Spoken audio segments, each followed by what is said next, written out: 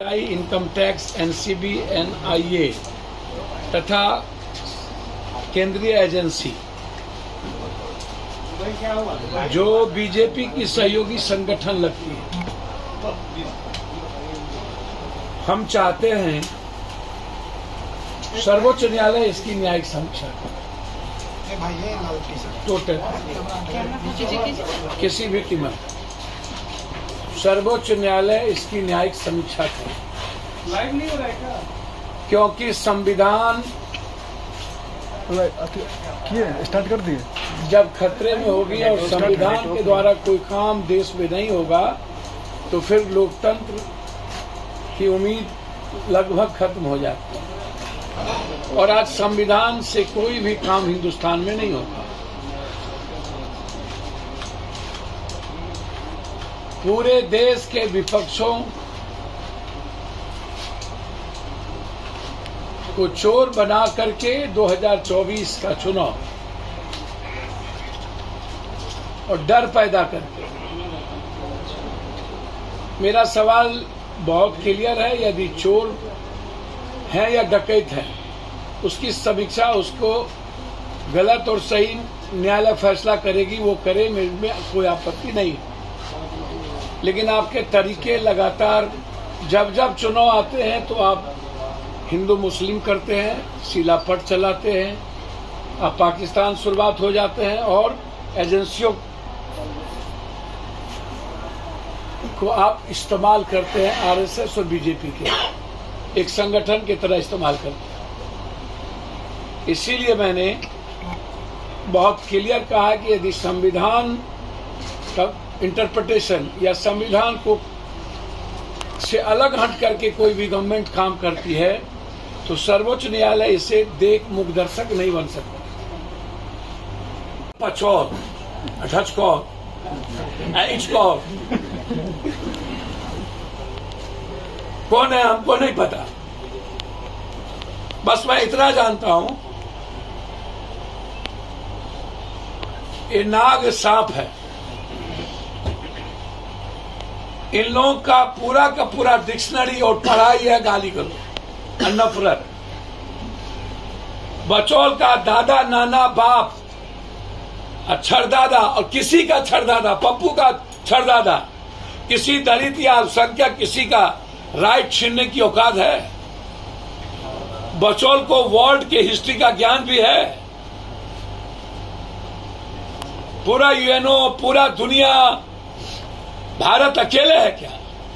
किसी को गाली दे दो। अब जितना बड़े मियां तो बड़े मियां, छोटे मियां सुभान अल्लाह। कुछ आता भी है इन लोगों को गाली गलौज के अलावे। बेटा कर रहा था रोड पर खड़े पेशाब, गया बाप को कहने तो बाप 3 मले पर से पेशाब कर रहा।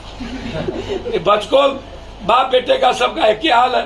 छोड़िए सब। तो जब से जोगी जी आए हैं उत्तर प्रदेश में जितना इनकाउंटर हुआ है उसकी भी न्यायिक समीक्षा हो।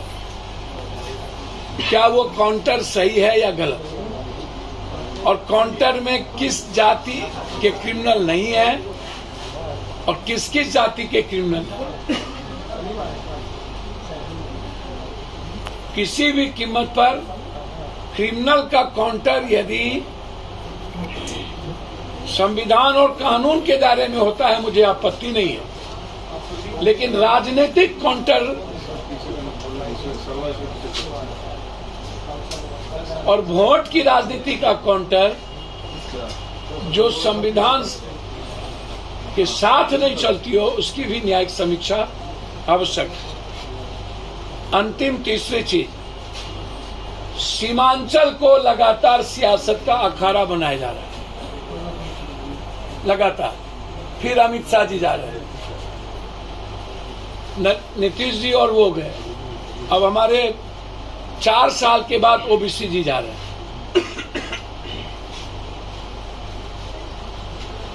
लगातार सीमांचल कोशिश से ये लोग फसल, जाति, धर्म, मजहब के आधार पर हिंदू मुसलमान पे, सीमांचल जाइए तो हिंदू मुसलमान, कोसी जाइए तो बैकवर्ड फॉरवर्ड, या जादव गैर जादव, अब मिथिला आइए तो ब्राह्मण गैर ब्राह्मण।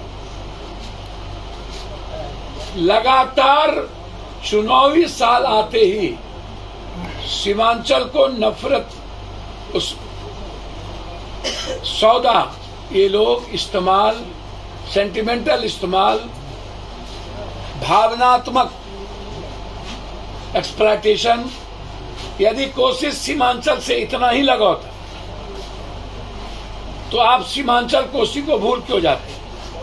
विकास हर मापदंड पे, ह्यूमन डेवलपमेंट इंडेक्स पर हमारा सीमांचल और कोसी बिहार में सबसे पीछे, इंडिया में सबसे पीछे बिहार, बिहार में सबसे पीछे ह्यूमन इंडेक्स पे सीमांचल।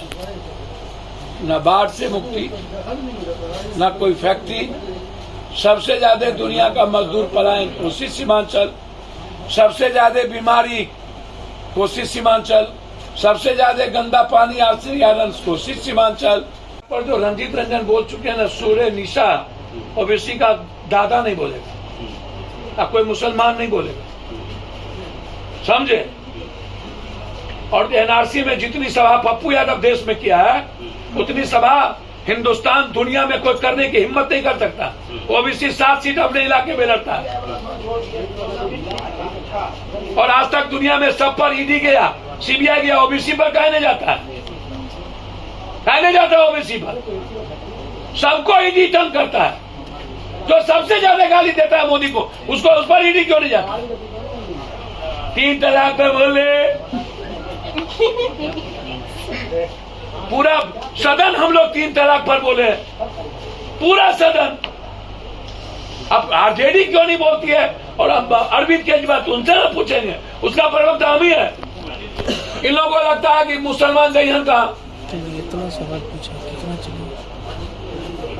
हम राजनीतिक नहीं ना, हमारा तो सीमांचल घर है और माँ और मौसी की तरह है। हिंदू माँ है तो मियाँ मेरे लिए मौसी है, माँ और मौसी है। क्रिश्चियन मामी है तो कोई मामा है, सब हम लोग एक हैं। सही बात है। कौन